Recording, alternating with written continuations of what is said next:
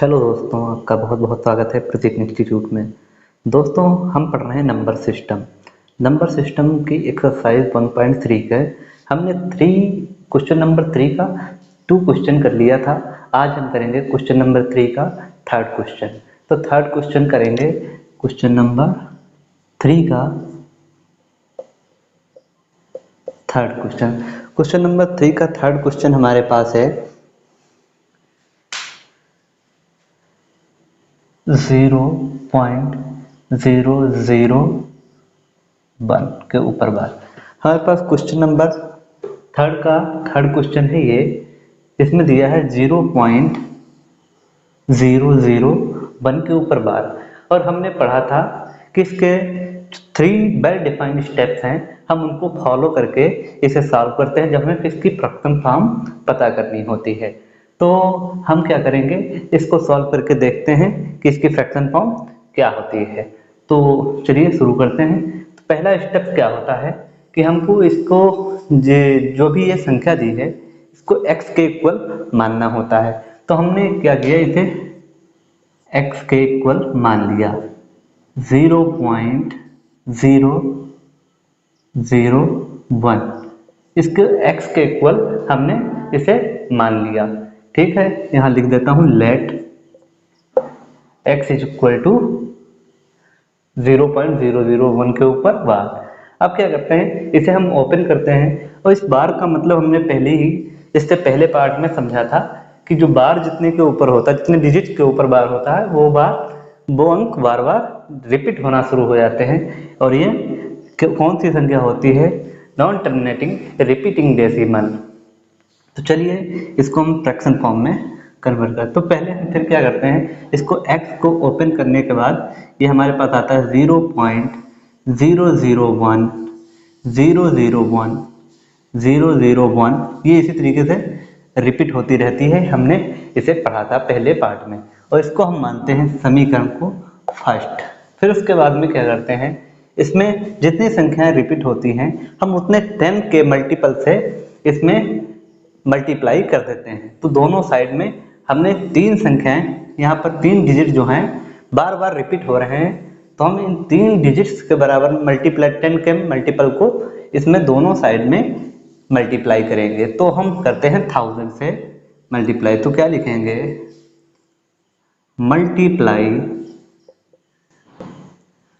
Multiply by 1000 both sides. तो इसमें जब करते हैं मल्टीप्लाई तो हमारे पास आता है 1000x इज इक्वल टू।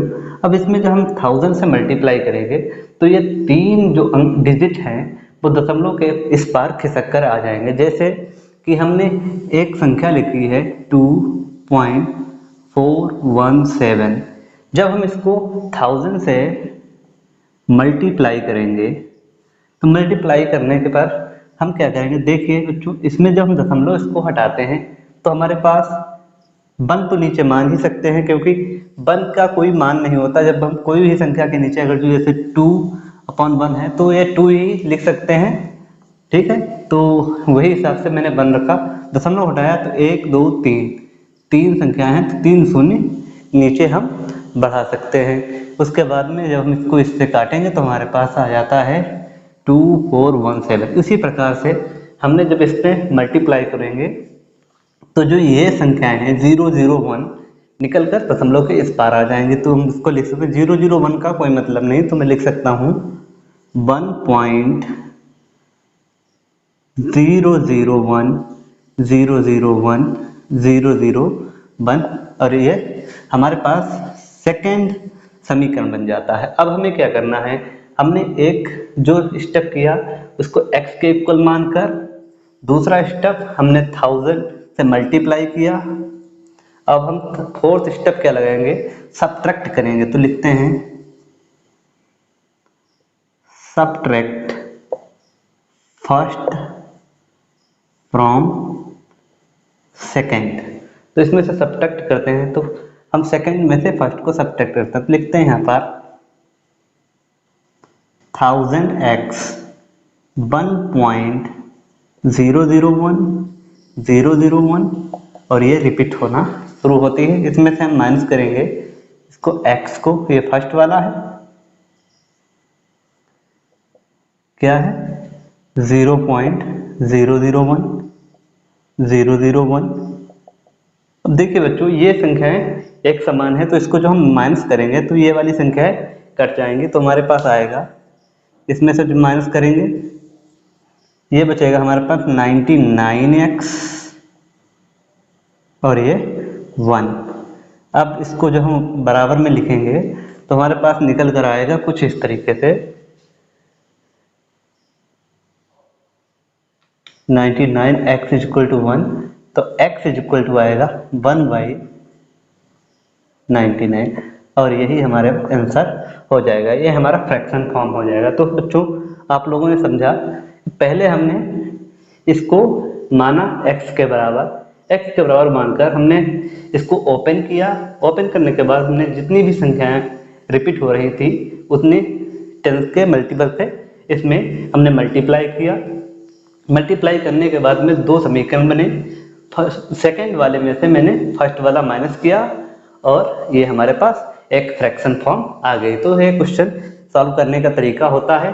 हम इन्हीं स्टेप्स को फॉलो करके इन क्वेश्चन को सॉल्व करेंगे, ठीक है।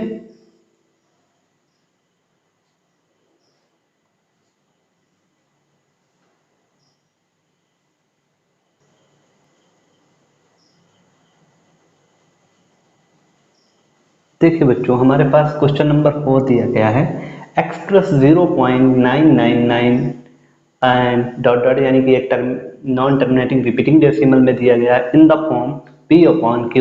Are you surprise by your answer. देखिए बच्चों इसमें ये कहा गया कि जब आप इस क्वेश्चन को सॉल्व करेंगे तो आप आंसर्स जो आएगा उससे सरप्राइज हो जाएंगे कि ये मतलब ये इसका इतना बड़ा क्वेश्चन और इसका आंसर ये आया। तो चलिए हम करके देखते हैं क्वेश्चन को।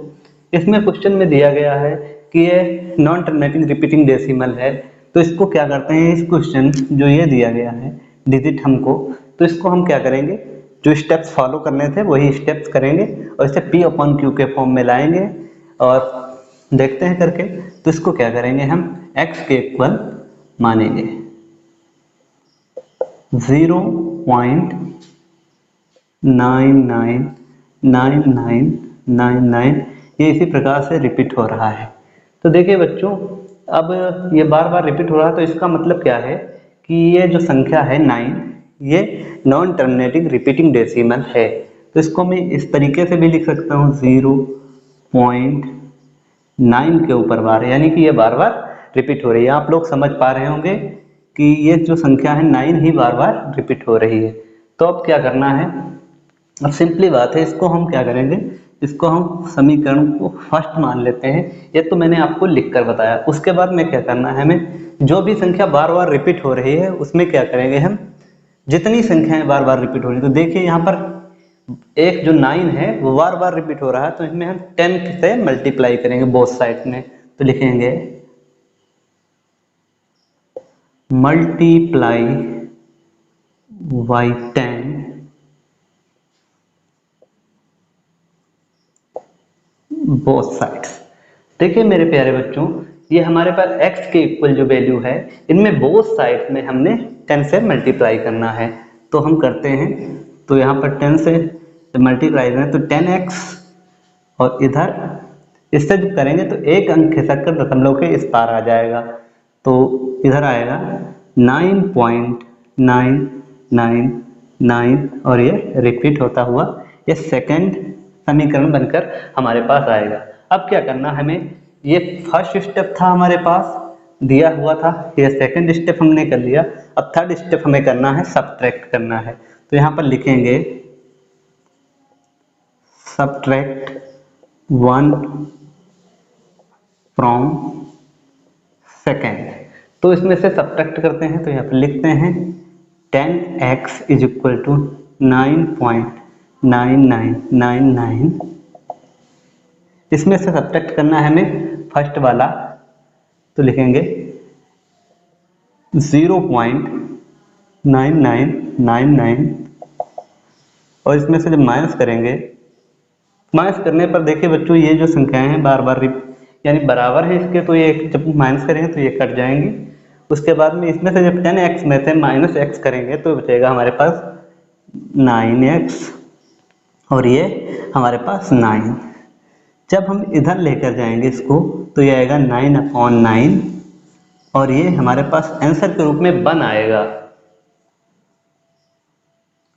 तो ये हमारे पास आंसर हो जाएगा। तो देखिए बच्चों इतना बड़ा क्वेश्चन और इसका आंसर 1 आया, तो हम कह सकते हैं कि ये सरप्राइज कर देने वाला ही आंसर हमारे पास आया है।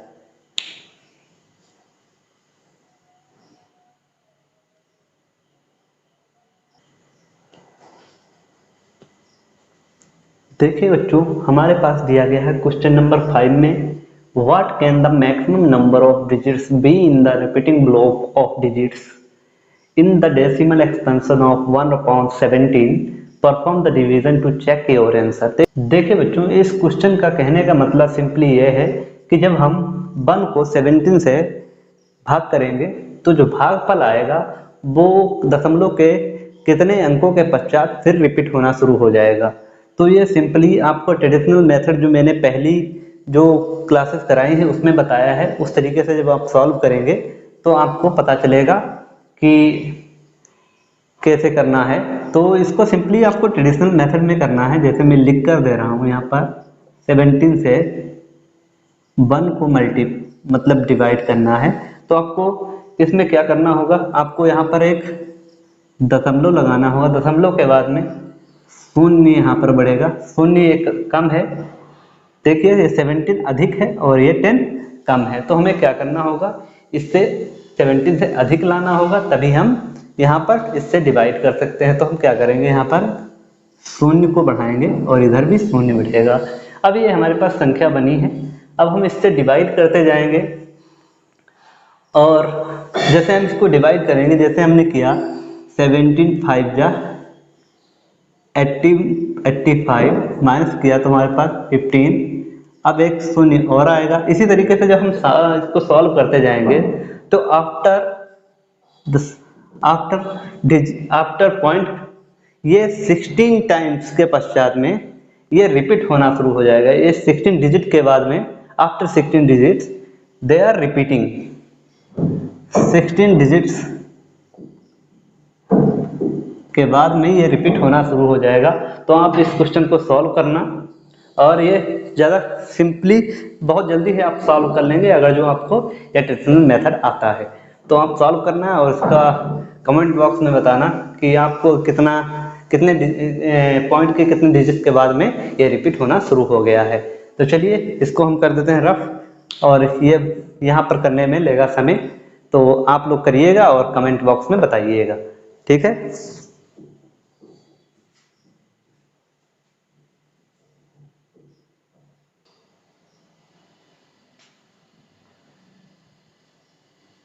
देखिए बच्चों ये हमारे पास है क्वेश्चन नंबर 6।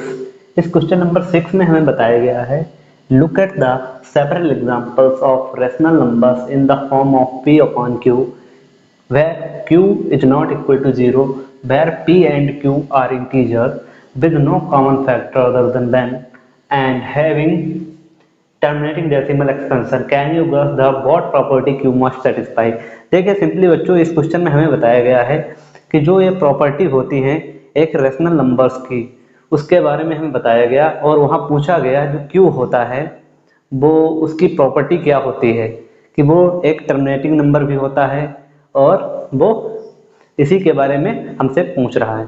तो चलिए हम इसके लिए कुछ एग्जांपल्स को लेंगे और उसके बाद में हम क्यू की जो प्रॉपर्टी इसने पूछी है कि क्या होगी उसके बारे में हम जानेंगे। तो यहाँ पर हम इसके लिए 3 एग्जांपल्स देखेंगे। मैंने एक ले लिया जिसे 2.5 और एक ले लिया मैंने 3.75 और एक ले लिया 4.423। देखिए बच्चों हमारे पास ये 3 क्वेश्चंस हैं, अब इनको हम सॉल्व करके देखते हैं। देखिए बच्चों इसे सिंपली हमने करके देखा है कि जब हम इसे दशमलव को हटाते हैं तो इसके बाद में हमारे पास एक शून्य इसके अपॉन में आ जाता है, डिनोमिनेटर में एक शून्य आ जाता है। अब जब हम इसके बाद में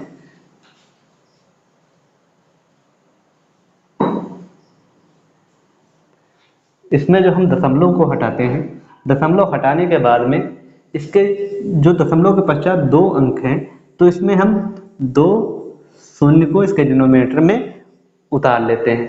इसी बार में हमारे पास ये जो थर्ड क्वेश्चन है, इसमें हमारे पास 3 दशमलव के बाद में 3 डिजिट्स हैं, तो हम इसके नीचे 3 0 बढ़ा लेते हैं। देखिए बच्चों, अब एक चीज सोचिए कि ये जो शून्य आया है इसकी क्या प्रॉपर्टी हो सकती है। तो इसको हम करने के लिए जो हमने सीखा है प्राइम फैक्टराइजेशन, तो हम इसको हम करते हैं, इसका प्राइम फैक्टर निकालते हैं। तो हम इसके 10 के प्राइम फैक्टर निकालने के लिए कुछ इस तरीके से लिखते हैं। जब हम यहाँ पर करेंगे, इसको 2 से डिवाइड करते हैं, 2 से डिवाइड करने पर क्या आएगा, 2 5 10। उसके बाद में हम किससे करेंगे, 5 से ही कट जाता है। तो हमारे पास 2 निकल कर आए, एक आया 2 × 5, 2 1 बार और 5 भी 1 टाइम्स आया है। इसी प्रकार से हम जब इस 100 का प्राइम फैक्टर करेंगे, तो इससे हम जब 2 से डिवाइड करते हैं तो 2 5 10 0, फिर उसके बाद में 2 से करते हैं तो आता है 2 2 2 4, 2 5 10, फिर 5 से 5 5 फिर 5 1 5। अब यहाँ पर हमारे पास निकल कर आए 2 2 टाइम्स है और 5 5 2 टाइम्स है, तो हम लिखेंगे 2 की पावर 2 और 5 की पावर 2। इधर जब हम 1000 को करते हैं,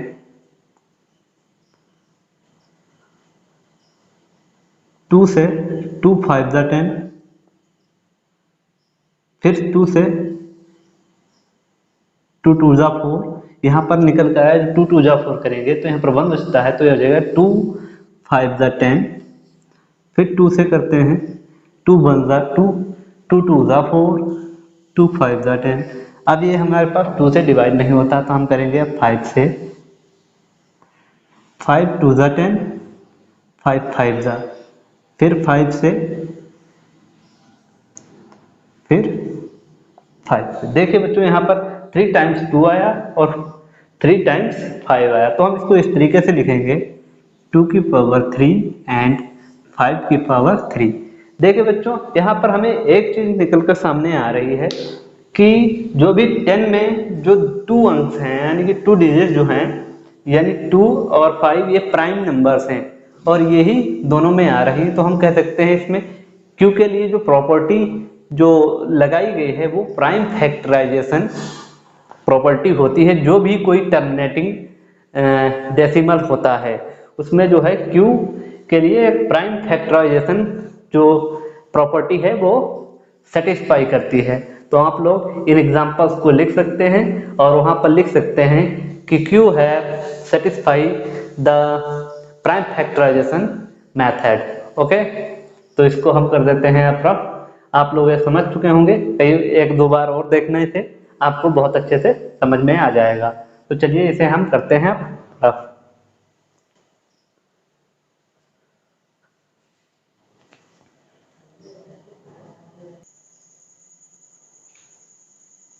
देखिए बच्चों, हमारे पास क्वेश्चन नंबर 7, क्वेश्चन नंबर 7 में दिया गया है right 3 numbers whose decimal expansion और नॉन टर्मिनेटिंग नॉन रिकरिंग।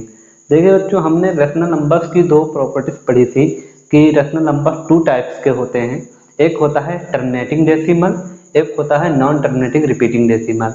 और उसके बाद में हमने पढ़ा था कि एक नंबर हमारे पास इरेशनल नंबर होता है, उसका जो उसकी प्रॉपर्टी होती है वो होती है non terminating non recurring decimal. तो उसके 3 एग्जांपल्स हमें लिखने हैं। तो आप जितने भी एग्जांपल्स पूछें आप लिख सकते हैं, बहुत ही आसान क्वेश्चन है। तो चलिए करते हैं। तो यहाँ पर हम फर्स्ट जो है एग्जांपल लिखते हैं। तो क्या लिखते हैं, हम लिखते हैं यहाँ पर 3 पॉइंट। ठीक है, कोई भी नंबर आप लिख सकते हैं 3 पॉइंट। यहाँ पर मैंने लिखा 1 0। अब क्या करना, हमने 1 0 लिखा, बाद में हमने यहाँ पर लिखा 1 और फिर कर देंगे हम 0 0। फिर उसके बाद में हमने 1 लिखा, अब कर देंगे यहाँ पर 000। इसके बाद में फिर मैंने 1 लिखा, फिर यहाँ पर हम कर देंगे 4 टाइम्स 0, फिर 5 टाइम्स 0, फिर 1 लिख के 6 टाइम्स 0, और ऐसे ही ये चलती चली जाएगी। तो आप लोग इस चीज़ को ध्यान रखना। अब उसके बाद में हम लिखते हैं इसका सेकंड एग्जाम्पल। हमने लिखा यहाँ पर 2.72। देखिए बच्चों, आप कोई भी संख्या ले सकते हैं जो आपके मन में आए। बस करना क्या है, हमने 7 लिया, इसके बाद में मैंने 7 लिखा, उसके बाद में 2 टाइम्स कर दिया 2, उसके बाद फिर 7 लिखा, फिर 3 टाइम्स 2 कर दिया, फिर उसके बाद में 7 लिखा, फिर 4 टाइम्स 2 कर दिया, और ये ऐसे ही रिपीट होती चली जाएगी। तो आप लोग ये सेकंड क्वेश्चन ये हो गया हमारे पास एग्जाम्पल। थर्ड एग्जाम्पल लिखते हैं। मैंने लिया यहाँ पर 0.73, ठीक है।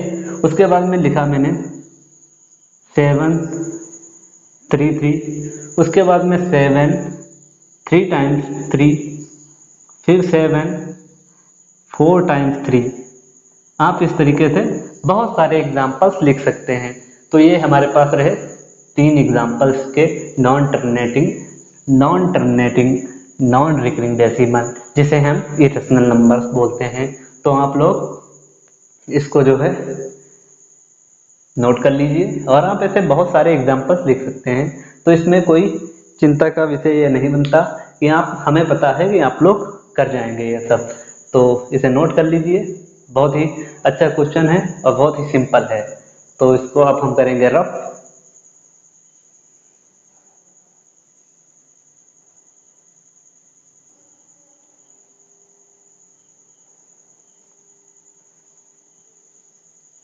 क्वेश्चन नंबर 8 को हम सॉल्व करते हैं। क्वेश्चन नंबर 8 में हमें दिया गया है कि हमें फाइंड करना है 2 रैशनल नंबर्स के बीच में 3 इरेशनल नंबर्स के पूछे गए हैं। तो हम उनको सॉल्व करेंगे। तो चलिए करते हैं। और इसको किस तरीके से करना है कि 2 रैशनल नंबर्स के बीच में हमसे 3 इरेशनल नंबर्स निकालने को पूछा गया। आपको ज़्यादा भी पूछे जा सकते हैं, तो आप बहुत ही ईजिली कर सकते हैं। तो चलिए इसको मेथड को हम समझते हैं बहुत अच्छे तरीके से। तो हमारे पास पहले लिखते हैं कि हमें दिया गया है 5/7, और इधर दिया गया हमारे पास 9/11। इसके बीच में हमसे 3 इरेशनल नंबर्स पूछे हैं। तो हम कैसे निकालेंगे? पहले नंबर में हम लिखते हैं 7 से 5 को करना है डिवाइड। तो हम 7 से 5 को डिवाइड नहीं कर सकते, तो यहाँ पर लगाता हूँ दशमलव। दशमलव लगने के पश्चात यहाँ पर बढ़ेगा 0। अब हम करते हैं इसको डिवाइड। तो करेंगे 7 7 जा 49, बचता है 1, फिर 0 बढ़ जाएगा, वो दशमलव हम लगा चुके हैं। और दशमलव लगने के बाद भी यह संख्या कम है, तो यहाँ पर क्या बढ़ेगा? 0, यहाँ पर भी 0। उसके बाद में हम करते जाएंगे और ये आगे बढ़ता चला जाएगा, लेकिन हम यहाँ तक ही इसे सॉल्व करेंगे।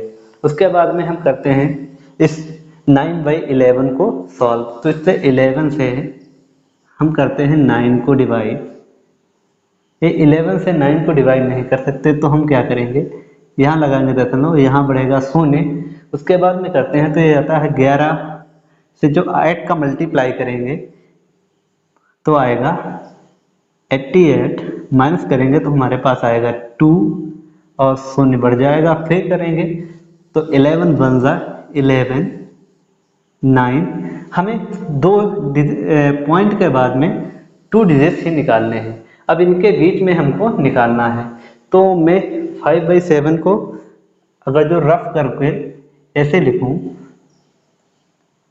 कि इनके बीच में हमें निकालना है 0.70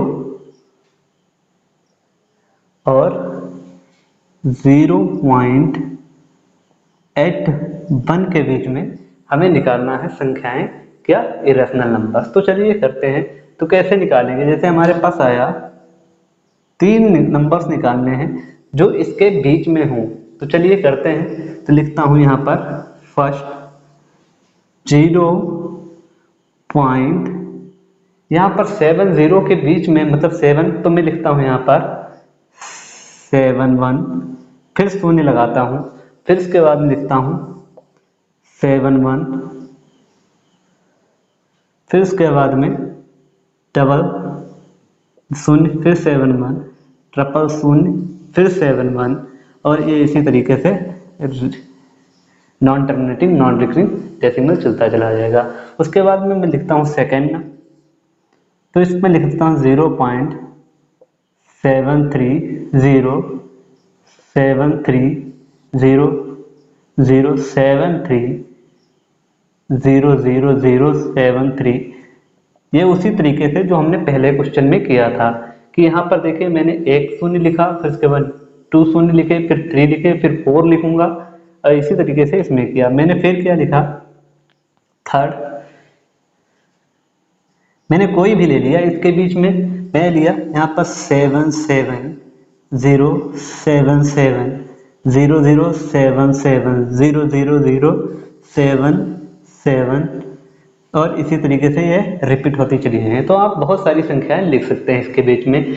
ये हो सकता है कि आपके जो आंसर दिए हैं उनमें ना हो, लेकिन ये संख्याएं हैं उसके बीच में, आपकी बहुत सारी संख्याएं हो सकती हैं। तो मैंने पहले भी पहली कक्षाओं में बताया था कि दो रेशनल नंबर्स के बीच में बहुत सारे रेशनल नंबर्स और बहुत सारे इरेशनल नंबर्स होते हैं। तो वो इसी का नतीजा है ये कि ये इरेशनल नंबर्स हमने यहाँ पर निकाले हैं। ठीक है, तो आप लोग इसे समझ चुके होंगे, तो मैं इसे रफ करता हूँ। आसान सी बात है कि जब हमें दो रेशनल नंबर्स के बीच में इरेशनल नंबर निकालने हों और ये संख्याएं हमारे पास दी हैं, तो पहले नंबर में हम 7 से 5 को डिवाइड करेंगे और 11 से 9 को डिवाइड करेंगे, और इसको डिवाइड करने के बाद में इसके पॉइंट के 2 डिजिट्स तक हम निकालेंगे, और उसके बाद में हम इस तरीके से करेंगे। 2 डिजिट्स के बीच में मैंने लिखा 7 1 0, फिर इसके बाद 00, फिर उसके बाद में 000, फिर उसके बाद में 40। इसी तरीके से हम तीनों इरेशनल नंबर निकाल लेंगे। तो आप लोग समझ गए होंगे, तो इसे आप करता हूं मैं रफ।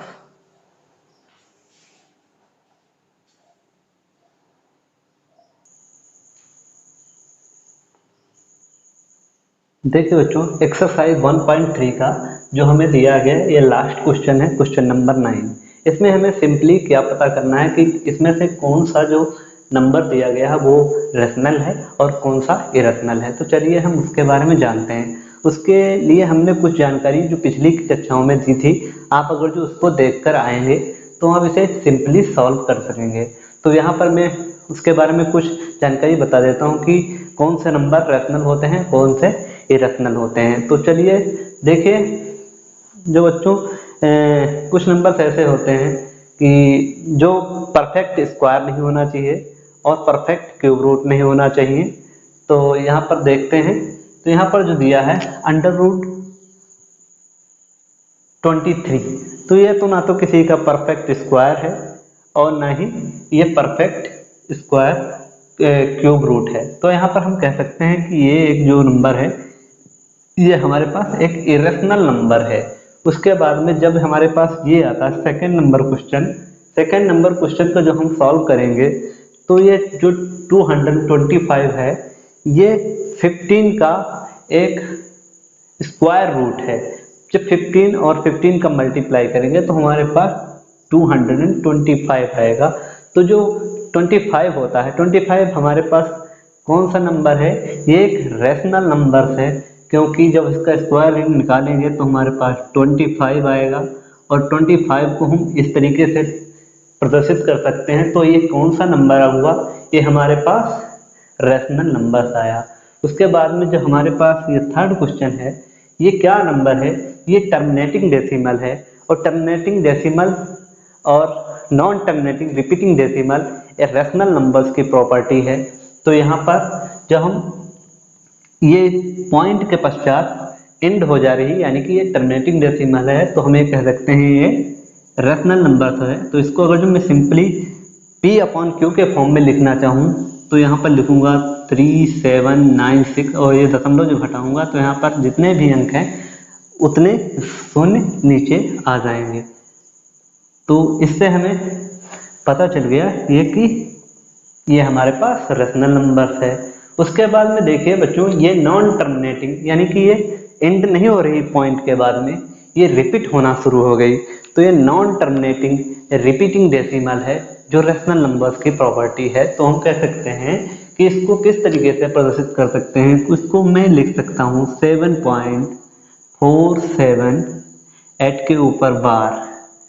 तो अगर बच्चों आपने पीछे के क्वेश्चन अच्छे से सॉल्व किए होंगे तो आप इसको जब सॉल्व करेंगे तो ये P/Q के फॉर्म में आ जाएगी और इसको हम कहते हैं एक रेशनल नंबर। उसके बाद में हमने अभी अभी इसके बारे में पढ़ा है कि ये नंबर देखिए दशमलव के बाद में ना तो रिपीट होना शुरू हो रहे हैं और ना ही ये समाप्त हो रहे हैं। तो हम क्या कह देंगे कि ये जो नंबर है ये हमारे पास इरेशनल नंबर है। तो यहाँ पर हमारे पास फर्स्ट क्वेश्चन है उसमें √23 इरेशनल नंबर, उसके बाद फिफ्थ क्वेश्चन जो है ये हमारे पास इरेशनल नंबर है, बाकी सभी नंबर हमारे पास रेशनल नंबर प्राप्त हुए। तो बच्चों आज की क्लास आपको कैसे लगी ये कमेंट बॉक्स में जरूर लिखना, और प्लीज़ दोस्तों अगर जो आप चैनल पर नए हैं तो चैनल को सब्सक्राइब करके जरूर जाना। हम